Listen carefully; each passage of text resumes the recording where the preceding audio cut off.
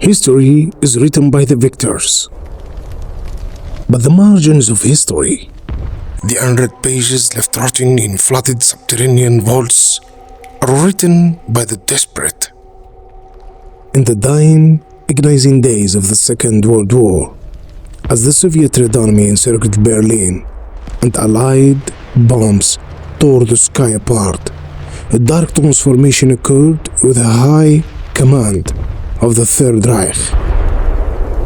It was no longer a war of military strategy. It was a war of miracles and monsters. Faced with absolute annihilation, the regime poured its remaining wealth, brains and slave labor into what they called the Wunderwaffe, the miracle weapons. These were not mere propaganda.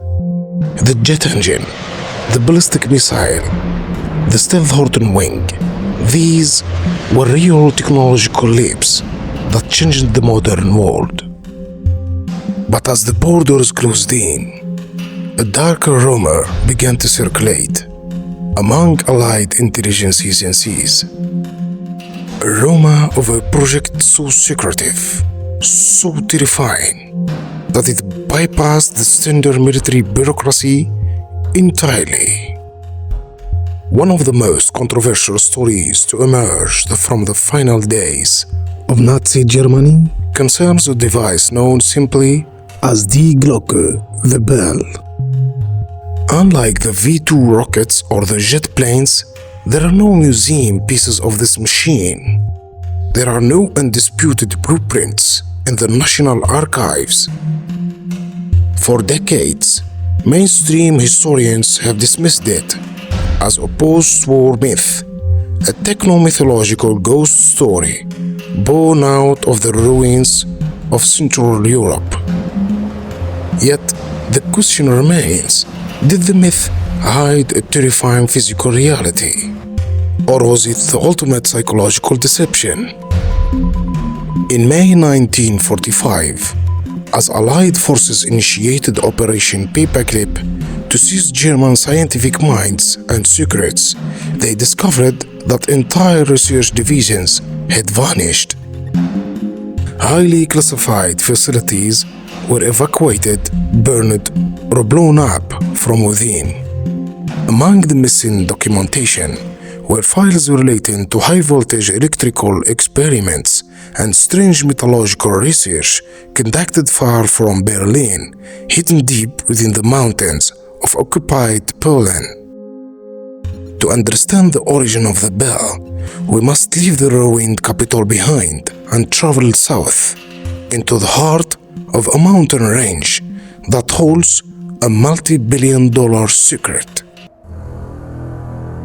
Deep beneath the Owl Mountains in Lower Silesia, Poland, lies a terrifying monument to industrial madness. Its name was Project Riese, German for the giant. This is not an urban legend. It is a massive, fully verified historical concrete complex, carved directly out of the solid rock by thousands of concentration camp prisoners from Grossrosen. Miles of reinforced tunnels, colossal underground holes, and hidden elevator shafts stretch out in the pitch black beneath the mountains. The scale of the construction was staggering. It consumed more concrete than the entire civilian bunker system of Berlin combined. Yet, the true purpose of Project Riese remains one of the greatest unanswered riddles of World War II.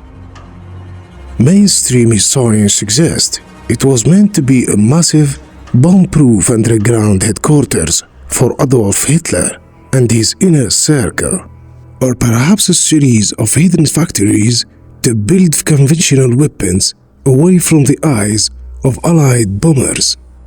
But the sheer architectural anomalies of the site tell a different story.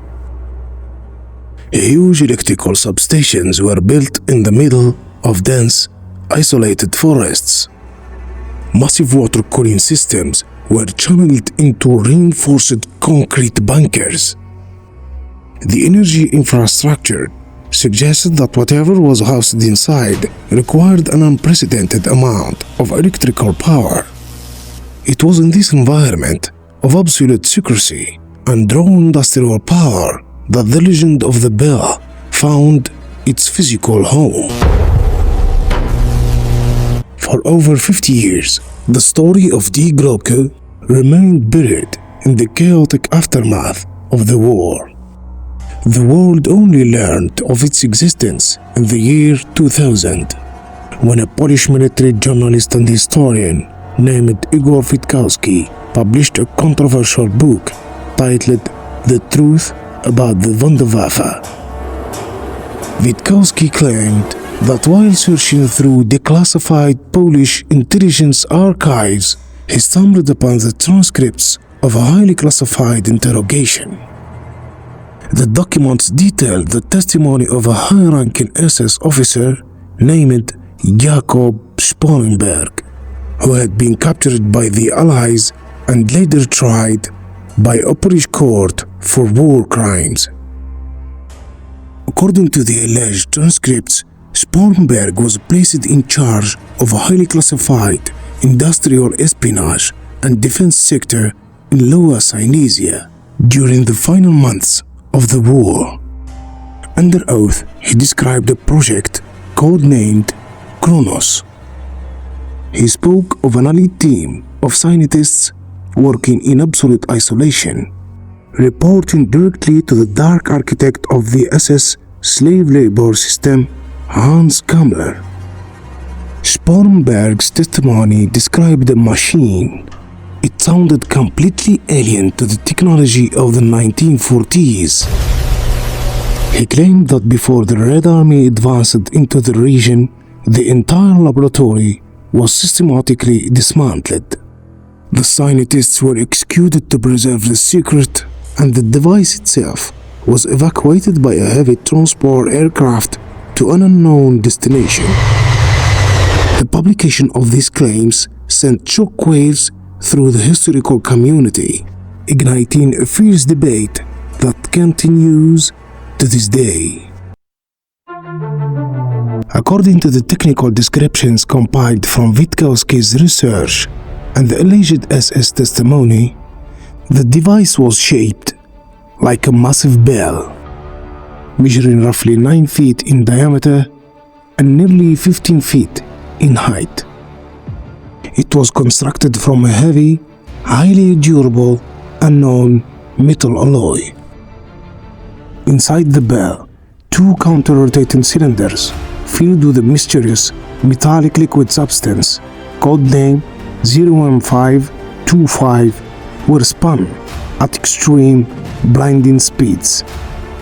The liquid was described as heavy, dark purple or velvet in color and highly volatile. When the machine was activated by massive jolts of electricity from the nearby power grid, it allegedly emitted a powerful, deep mechanical hum and a strange, glowing electric violet light. The physical effects of the experiments were described as catastrophic. The machine generated an intense magnetic and radiation field that warped organic matter. Animals placed near the device during testing suffered rapid cellular decay.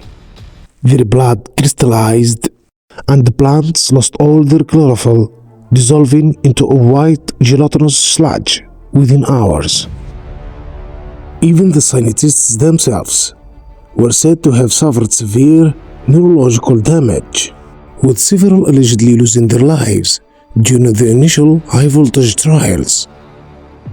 Just outside the tunnels of the complex stands a massive, open-air reinforced concrete structure nicknamed the Flight Trap.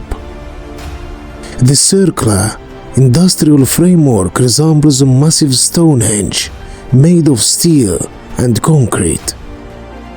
While conventional historians argue it is merely the remains of a standard industrial cooling tower for a power plant, Proponents of the bell theory believe it was a high voltage test rig, a launch pad or tie-down structure where the violent, anti-gravitational or electromagnetic forces of the bell were anchored to the earth.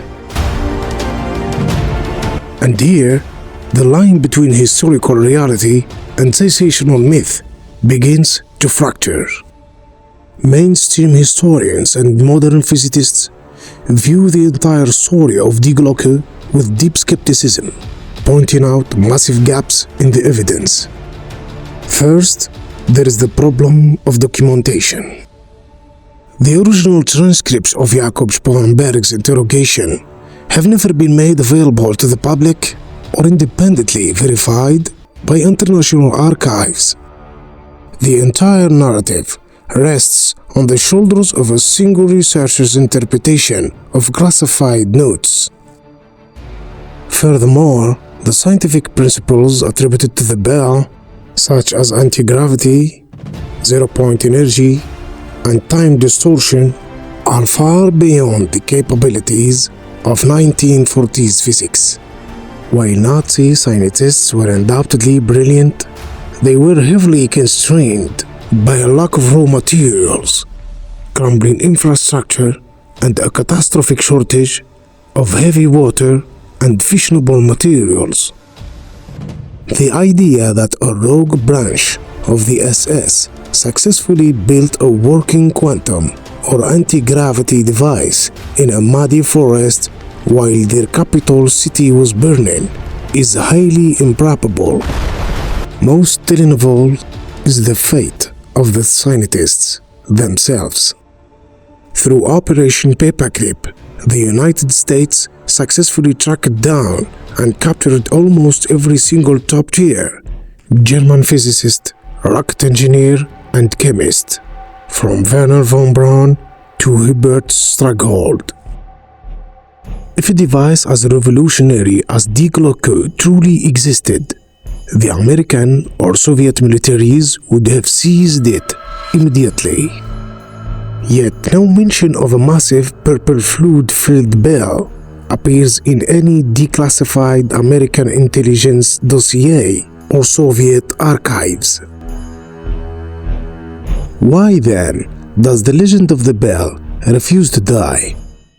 The answer lies in the profound psychological shadow cast by the Third Reich. The regime's genuine, terrifying capacity for advanced engineering, combined with utter lack of moral boundaries, created a fertile ground for modern mythology. When history reveals that a regime came close to building operational stealth wings, we believe they could have built anything. Die Glocke remains the ultimate historical ink block test. To some, it represents a suppressed historical truth, a glimpse into a dark, parallel scientific path buried by superpowers at the dawn of the Cold War.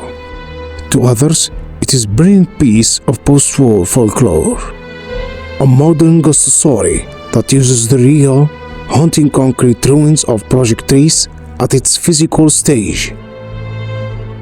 In the end, the true power of the bell is not electromagnetic or anti-gravitational. It is narrative. It stands as a chilling reminder of an era when science was completely uncoupled from humanity and when dark secrets were buried deep beneath the earth. Whether Die Glocke was a physical weapon or merely a ghost, born of wartime paranoia, its hum still echoes, a mechanical pulse from a past that never truly dies. Reality has built-in errors.